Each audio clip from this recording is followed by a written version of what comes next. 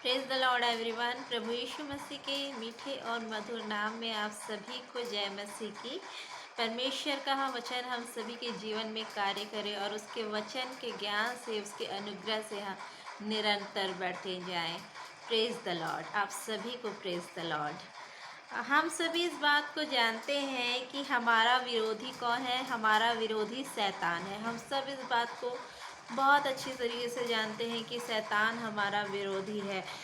हमारा हर वक्त बुरा चाहने वाला जो है वो शैतान है, जो हमारी खुशी नहीं देख सकता, हमारी तरक्की नहीं देख सकता। जब हम परमेश्वर में होते हैं, हम उसके आज्ञा के अनुसार चलते, वचन का पालन करते हैं, तो हम क्या करते हैं, खुश रहते हैं।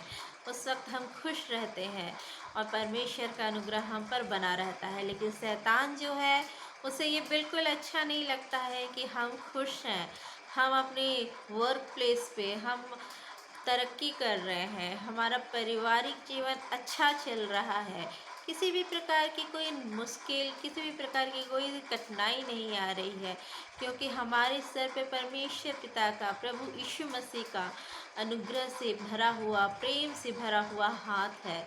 तो ये सब देख के शैतान जो है वो खुश नहीं होता, उसे बड़ा गुस्सा आता है और वो क्या करता है, हमारा विरोध करता है। आइए हम जानते हैं कि कैसे शैतान हमारा विरोध करता है, वो क्या हथकंडे अपनाता है, वो क्या क्या तरीके अपनाता है कि वो हमारा विरोध कर सके, वो परमेश्वर के सामने हमें नीचा दिखा सके। वो ऐसा क्या करता है, चलिए हम वचन से जानते हैं इसे। तो सबसे पहले हम पढ़ेंगे अय्यूब की पुस्तक, उसका 9 से 11। हम अय्यूब की पुस्तक पढ़ेंगे 9 से 11, उसका पहला अध्याय, उसका 9 से 11 पढ़ेंगे। मैं आप लोगों के सामने पढ़ देती हूँ। एक दिन यहोवा परमेश्वर के पुत्र उसके सामने उपस्थित हुए और उनके बीच शैतान भी आया। हाँ प्रियो, ये सच है कि शैतान को अभी आज्ञा है कि वो स्वर्ग में जाके परमेश्वर के सामने उपस्थित हो सकता है, खड़ा हो सकता है। ये परमेश्वर ने उसे आज्ञा दे रखी है, ये हक उसके पास अभी है। तो वो क्या हुआ कि परमेश्वर के पुत्र यानी स्वर्गदूत परमेश्वर के सामने उपस्थित हुए और साथ ही साथ वहाँ पर कौन आया, वहाँ पर शैतान भी वहाँ आया। यहोवा ने शैतान से पूछा, तू कहाँ से आता है? तब पिता परमेश्वर यहोवा ने शैतान से पूछा कि तू कहाँ से आता है? शैतान ने यहोवा को उत्तर दिया, पृथ्वी पर इधर उधर घूमते फिरते और डोलते डालते आया हूँ। पृथ्वी पर घूमते हुए डोलते डालते आया हूँ। यहोवा ने शैतान से पूछा, क्या तूने मेरे दास अय्यूब पर ध्यान दिया है? शैतान ने परमेश्वर को जवाब दिया कि मैं पृथ्वी पर से डोलते डालते आया हूँ।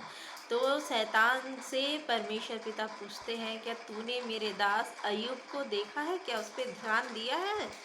क्योंकि उसके तुल्य खरा और सीधा और मेरा भय मानने वाला और बुराई से दूर रहने वाला कोई मनुष्य नहीं है।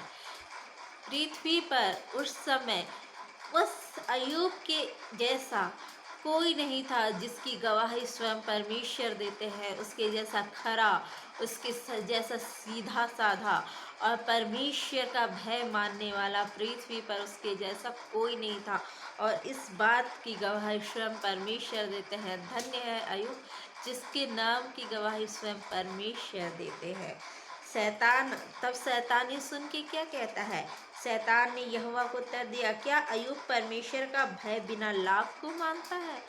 शैतान अपने नेचर पे आ जाता है और बोलता है कि क्या परमेश्वर का भय अय्यूब बिना लाभ का मानता है? क्यों? क्योंकि परमेश्वर के भय में अय्यूब चलता था और उसके पास सब कुछ था, बहुत सारी संपत्ति थी, उसका परिवार खुशहाल था, हर प्रकार की उसके पास सुख सुविधा थी। तो शैतान विरोध में बोलता है अय्यूब के कि क्या उसके वो परमेश्वर का भय बिना लाभ के मानता है। वो ये कहना चाहता है विरोध में कि तूने उसे सब कुछ दिया है, इसीलिए वो तेरा भय मानता है। क्या तू उसकी और उसके घर की और जो कुछ उसका है उसके चारों ओर का बाड़ा नहीं बांधा? वो बोलता है कि जो कुछ उसका है चारों ओर बाड़ा नहीं बांधा। जैसे आज हमारे ऊपर कोई मुश्किल ना आए। हम प्रभु के वचन में चलते हैं, हम अपना जीवन परमेश्वर के वचन के अनुसार चलते हैं, उसकी आज्ञाओं का पालन करते चलते हैं, तो हमारे चारों तरफ स्वर्गदूतों का बेड़ा लगा हुआ है, शैतान हमें छू भी नहीं सकता है। तो वैसे ही अय्यूब के चारों ओर परमेश्वर ने बेड़ा लगाए रखा था कि उसे कोई छू ना सके, इसलिए शैतान छू नहीं सकता था, इसलिए वो उसका कुछ बिगाड़ नहीं पा रहा था। इसलिए वो बोलता है क्या कि तूने उसकी चारों ओर बेड़ा नहीं बांधा है, बाड़ा नहीं बांधा है, तूने तो उसके काम पर आशीष दी और उसकी संपत्ति देश भर में फैल गई है। परंतु अब उस अपना हाथ बढ़ाकर जो कुछ उसका है उसे छू, तब वह तेरे मुंह पर तेरी निंदा करेगा।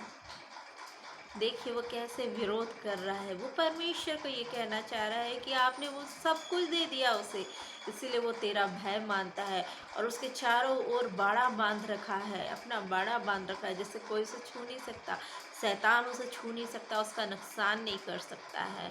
इसीलिए वो भय मानता है। अब अपना हाथ बढ़ा, परमेश्वर से कहता अपना हाथ बढ़ा और जो कुछ है उसे छीन ले, उसे ले छू, उसे छू, तब वह तेरे ऊपर मुंह पर तेरी निंदा करेगा। वो कहता है कि अगर उससे सब कुछ ले लिया जाए तो वो निंदा करेगा परमेश्वर की, शैतान ये कहता है।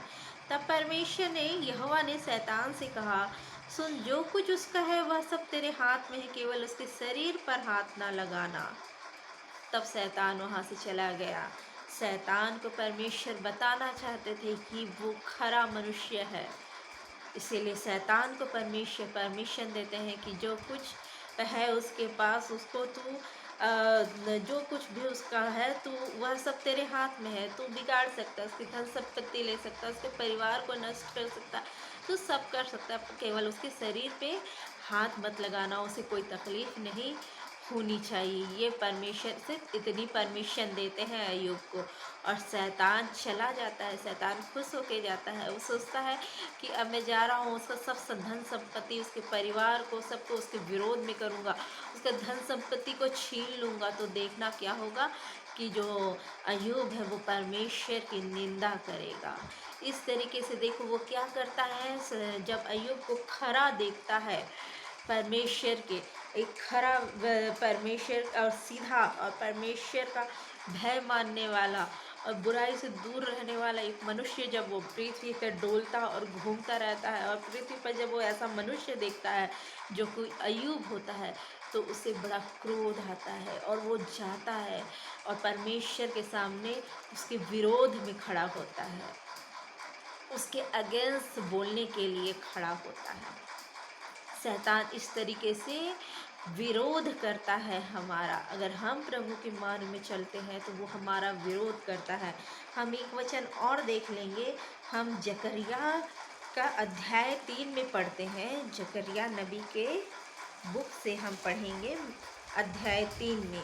यहाँ वो यहोशू के विरोध में कैसे खड़ा होता है, आप सब सुनिए ध्यान से। फिर उसने यहोशू महायाजक को यहोवा के दूत के सामने खड़ा हुआ मुझे दिखाया, और शैतान उसकी दाहिनी ओर उसका विरोध करने को खड़ा था। यहोशू जो कि खड़ा था, महायाजक था वो, और शैतान क्योंकि वो खरा मनुष्य था, इसीलिए शैतान क्या करता, उसके विरोध में दाहिनी ओर खड़ा रहता है। वो परमेश्वर का जैसे यहोशू इंतज़ार करता रहता है, दूतगण सब इंतज़ार करते रहते हैं, वैसे ही शैतान दाहिनी ओर खड़ा होकर वेट करता रहता है कि अब परमेश्वर आएगा और मैं उसके विषय में विरोध करूंगा, जैसे वो अय्यूब के समय में किया था वैसे ही मैं करूंगा। लेकिन आपको पता है शैतान को देखकर परमेश्वर क्या कहते हैं, तब यहोवा ने शैतान से कहा, हे शैतान, यहोवा तुझे घूर के, वो कहते हैं हे शैतान, यहोवा तुझे घूर के यानी डांटना, यहोवा उसे डांटते हैं। क्यों क्यों क्योंकि परमेश्वर यहोवा जानते हैं यहोशू महायाजक जो थे वो खरा मनुष्य था और परमेश्वर की आज्ञा के अनुसार कार्य करने वाला व्यक्ति था, इसीलिए वो क्या कहते हैं कि हे शैतान, यहोवा तुझे घूर के, और परमेश्वर उसे डांटते हैं। इस तरीके से परमेश्वर के सामने जो भी झुकता है, परमेश्वर के वचन के अनुसार जो भी व्यक्ति चलता है और उसकी आज्ञाओं को मानता है, उसके विरोध में शैतान तुरंत जाके वहाँ खड़ा होता है। और अंत में शैतान का क्या होगा? अब अंत का समय आ रहा है और शैतान के साथ क्या होगा ये हम जानते हैं। प्रकाशित वाक्य की पुस्तक उसका 12 का 10 में हम देखेंगे। प्रकाशित वाक्य की पुस्तक उसके 12 अध्याय उसके 10 में बहुत खूबसूरत वचन है। फिर मैंने स्वर्ग से यह बड़ा शब्द आते सुना, अब हमारे परमेश्वर का उद्धार और सामर्थ और राज्य और उसके मसीह का अधिकार प्रकट हुआ है। ठीक है, क्योंकि हमारे भाइयों पर दोष लगाने वाला जो रात दिन परमेश्वर के सामने उन पर दोष लगाया गया करता था, गिरा दिया गया। अंत के समय में ये होगा, उसे परमिशन है अभी कि वो जाए और परमेश्वर के सामने उपस्थित हो। वो जाता है, परमेश्वर के सामने उपस्थित होता है और परमेश्वर के लोगों के विरुद्ध में बातें करता है, उनका विरोध करता है। वो घुड़का जाता है परमेश्वर के द्वारा, डांट खाता है वो परमेश्वर के द्वारा, लेकिन वो अपनी चाल को नहीं बदलता है, वो अपने कार्य को नहीं बदलता, वो कंटिन्यू यही कार्य करता रहता है। वो कंटिन्यू यही कार्य करता रहता है। और जब अंत का समय आएगा, जब उसका समय जो कि पूरा होने वाला है, तो क्या होगा कि फिर मैंने स्वर्ग में ये बड़ा शब्द आते हुए सुना, अब हमारे परमेश्वर का उद्धार और सामर्थ्य और राज्य और उसके मसीह का अधिकार प्रकट हुआ है, प्रकट हो चुका है। क्योंकि हमारे भाइयों पर दोष लगाने वाला कौन है? हमारे भाई बहन कौन है? जो प्रभु में है। वचन कहता है हमारे भाई बहन, हमारे माता पिता वो है जो प्रभु में है। और उन पर जो दोष लगाता है कौन है? वो इब्लिस, शैतान, वो जो और लगाने वाला जो रात दिन हमारे परमेश्वर के सामने उन पर दोष लगाया करता था। शैतान जो है वो रात दिन जाता है और परमेश्वर के सामने खड़े होकर हम पर दोष लगाता रहता है, दोष लगाता रहता है, डांट खाता है, फिर भी नहीं सुधरता। वो कंटिन्यू हम पर दोष लगाता रहता है। वह क्या हुआ? गिरा दिया गया, वह गिरा दिया गया।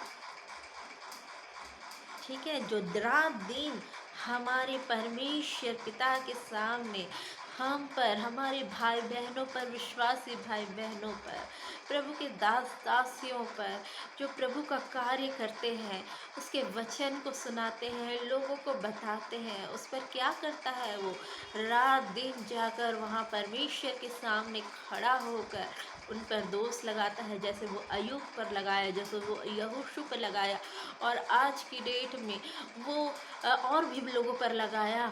और आज की डेट में भी जितने विश्वासी भाई बहन हैं जो इस दुनिया में है और वो प्रभु के नाम को एक दूसरे को बताते हैं, सच्ची बातों को बताते हैं बाइबल से, और उन सभी पर वो खड़ा होता है वहाँ और रात दिन वो परमेश्वर के सामने उनकी बुराइयां करता है, उन पर दोष लगाता है। वो डांट खाता है क्योंकि वचन में लिखा यहोवा उसे घुड़ के वो डांट खाता है, लेकिन फिर भी वो कंटिन्यू वही काम करता है क्योंकि वो उसका नेचर है, वो उसका आचरण है, वो उसका नेचर है, और वो कंटिन्यू ये काम को करता रहता है। इस तरीके से हम सभी विश्वासी भाई बहनों का विरोधी जो है वो शैतान है। इस तरीके से वो परमेश्वर के सामने जाकर हमारा विरोध करता है, हम पर दोष लगाता है। तो मेरे प्रभु में मेरे प्रिय भाई बहनों, मैं आप लोगों से ये कहना चाहती हूँ कि हम प्रभु के अनुग्रह में, पिता परमेश्वर के अनुग्रह में बढ़ते जाएं। हमारा विरोधी कोई इंसान नहीं है, हमारा विरोधी हमारा पड़ोसी नहीं है, कोई इंसान नहीं है, राह पे चलता हुआ कोई व्यक्ति नहीं है। अगर हमारा किसी से झड़प होता है, किसी से लड़ाई होती, किसी से बहस होता, वो हमारा विरोधी नहीं, परंतु हमारा विरोधी जो है वो स्वयं शैतान है। वो हमारे विरोध में खड़ा रहता है, वो हमारे लिए फंदे लगाता है, वो हमारे लिए हर एक प्रकार के जाल बिछाता है, जिसमें वो चाहता है कि हम फंसें। हमें अपना विश्वास कमज़ोर नहीं करना है, परंतु अपने